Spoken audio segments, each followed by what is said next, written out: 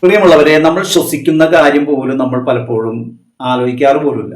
നമ്മൾ ശ്വസിക്കുന്നുണ്ട്, നമ്മൾ ജീവിക്കുന്നുണ്ട്, നമ്മുടെ തലച്ചോറിൽ ഒരുപാട് കാര്യങ്ങളും ജീവിതം, ബിസിനസ്, അങ്ങനെയുള്ള ഒരുപാട് കാര്യങ്ങളായിട്ട് നമ്മളിങ്ങനെ പോവുകയാണ്. പക്ഷേ നമ്മളൊരു കാര്യം പ്രധാനമായിട്ട് ചിന്തിക്കുന്നത്, നമ്മൾ ശ്വസിക്കുന്ന സമയത്ത് നമ്മൾ ചിന്തിക്കുന്നത് എന്താണ്?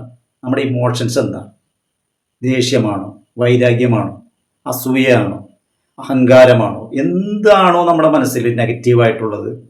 ആ കിട്ടുന്ന ശ്വാസം, ഓക്സിജൻ, അത് നെഗറ്റീവായിരിക്കും. അത് നമുക്ക് ദോഷം ചെയ്യുന്നുള്ളതാണ്. ജീവനൊക്കെ നിലനിൽക്കും, പക്ഷെ മാനസികമായിട്ടും ശാരീരികമായിട്ടും ഒരുപാട് പ്രശ്നങ്ങൾ പിന്നീട് വരും.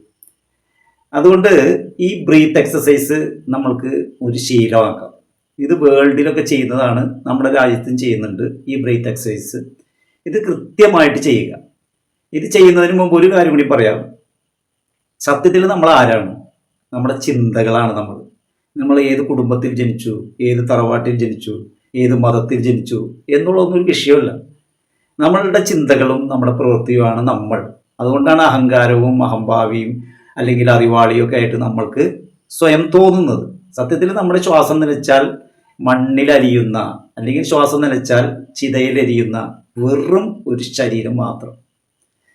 നമ്മളത് മനസ്സിലാക്കിയിട്ട്, നമ്മൾ അത്രയും നിസ്സാരമാണെന്ന് മനസ്സിലാക്കിയിട്ട് നമ്മൾ ഈ ബ്രീത്തിന് പ്രാധാന്യം കൊടുക്കുക. ഈ സമയത്ത് എങ്ങനെയാണ് ഈ ബ്രീത്ത് എക്സസൈസ് എടുക്കുന്നതെന്ന് ഞാൻ കാണിച്ചു തരാം. ഇങ്ങനെ നിൽക്കുക.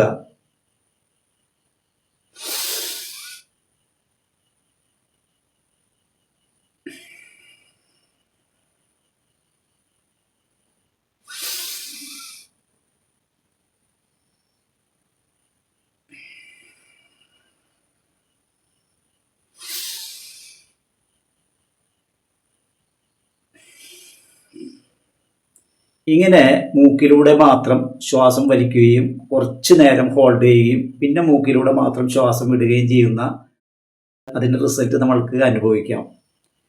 കഴിയുമെങ്കിൽ മറ്റുള്ളവർക്കും ഷെയർ ചെയ്ത് കൊടുക്കുക. Thank you.